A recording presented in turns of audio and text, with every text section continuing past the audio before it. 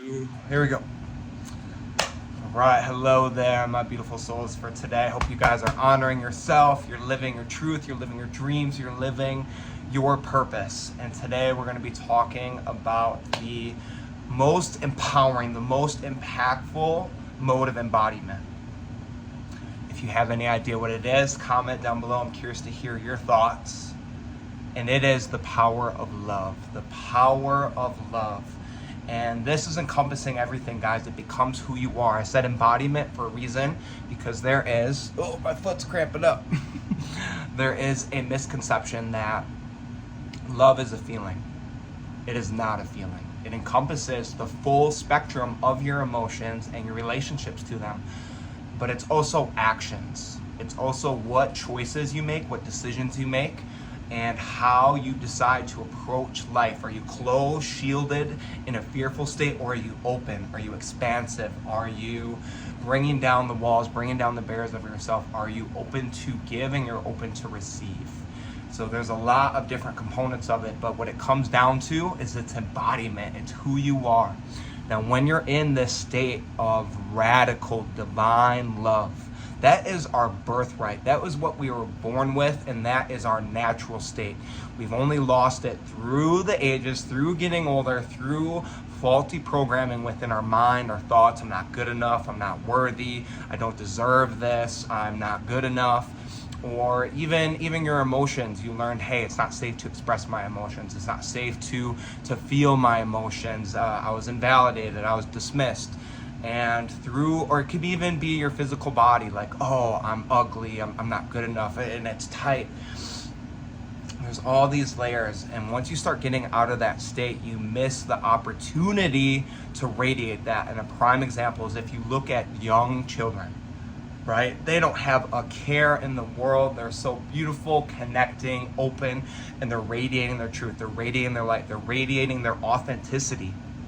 And that is what needs to happen. That's what you need to do. Self-love and the embodiment of it is key for your authenticity, key for radiating your most true and divine lights. It is the most powerful state you could cultivate. So now the question becomes, how do you cultivate that, right? So there are three components that this originates from, right? So first, you have to have a foundation of what is sustaining it through yourself. And there's two pieces of that. And the reason why you have to place it something outside yourself, because if what you're starting is not the most loving, you are going to have destructive thoughts, behaviors, actions, self-sabotage, and you will continually keep repeating those patterns, those feedback loops within the mind, within the body, because that's your programming. And it's very difficult to overcome love if it's just yourself. And so you have to have an outside force that is bigger than you, stronger than you, more resonating and fulfillful. And so in my journey, story time, I hated myself. Every time I looked in my eyes, I had so much shame, so much guilt, and I engaged in a lot of addictive and self-sabotage behaviors, because that's what was comfortable for me. That's all I've never known. I didn't feel I was worthy to receive more and more. And it wasn't until, this is the most important step, that I integrated a higher power and a higher caliber. That was the biggest revelation for me. That is connecting to God, connecting to Spirit, praying, building that connection, building that relationship with Him. Because as you start to do that, you learn, hey, I am worthy, I am divine, I am sacred, and you build that support network in yourself.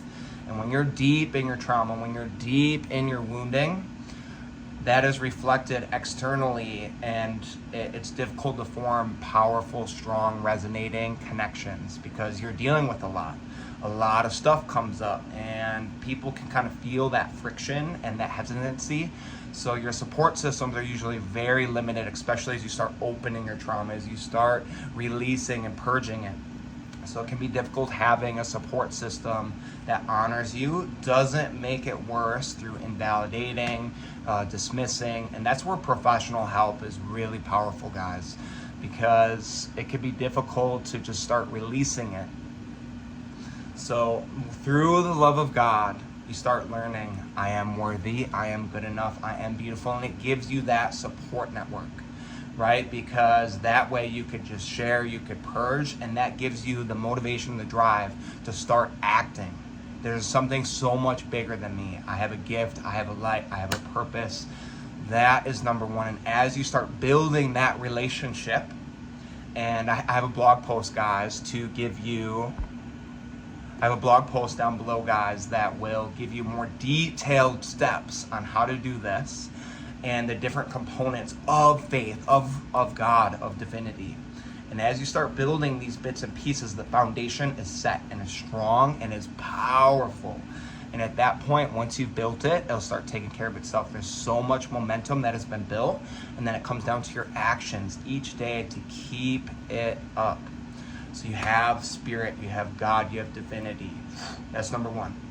Number two, right? As you start building that relationship with God, it's going to give you the momentum and the embodiment to start really radically loving yourself. And this is step 2, self-love within yourself. We all have shadows, we all have demons, we all have traumas, we all have incongruencies, we all have areas where we're not our most vibrant, God-conscious self. And that is okay. That is the part of the journey of becoming, guys. That is how we connect. That gives us the tools, and usually where almost all of our gifts come from, right? So stop trying to be perfect. None of us are perfect. But what I want you to do is honor it. Love all the pieces of you and keep striving. Keep going just outside your comfort zone. Keep consciously creating more love, more joy, more abundance. And once again in the blog, I go more in detail how to do this. But just look at yourself. Mirror work is one of my favorite tools for your relationship with yourself. Looking straight into your eyes, breathing. And what do you see? What comes up for you? What do you feel? What do you witness? What do you embrace in that moment? That is going to start opening the relationship with yourself. And you could do that with so many things, guys.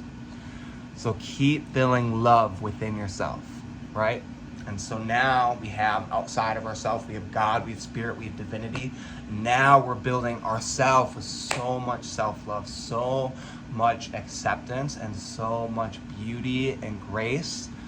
And as those parts start building and integrating, the foundation is set, and now the most important part, giving to others, because all these are more so frameworks within yourself, the 3D and the 5D, but where it's really amplified is the connections you make, the communities you make, the relationships that you bring in. So it is imperative to give at this point. Give. And so there's a lot of ways to do this, and it's going to feel awkward at first. It's not going to feel right. But the point of giving is it's because who you are. You're not expecting anything in return. But how the universe works, guys, is you always get back what you are giving. And so that's within your thoughts. It's within your feelings. So give love to other people.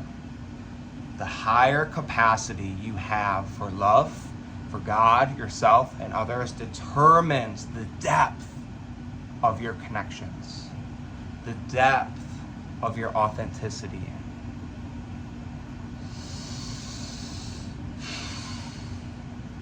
Love is our natural state. That is who we truly are. We've only just lost our way, but through building the love of these pillars, your life will magically begin to change. You're going to be in flow, and that will give you the momentum and the catalyst for change and growing. It's all through love, guys, through your heart.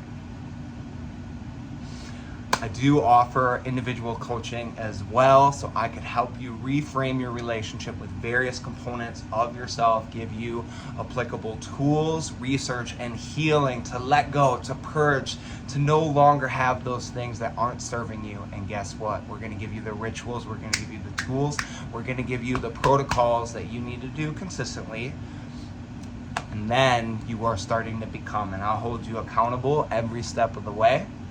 I will support you every step of the way, and I'm going to hold you to a higher standard because the world, God, and divinity deserves your best. And it's already within you. Thank you guys for taking your time and your energy. It is truly a joy to be with you here for today. And as always, choose your light and empowerment. Blessings and much love.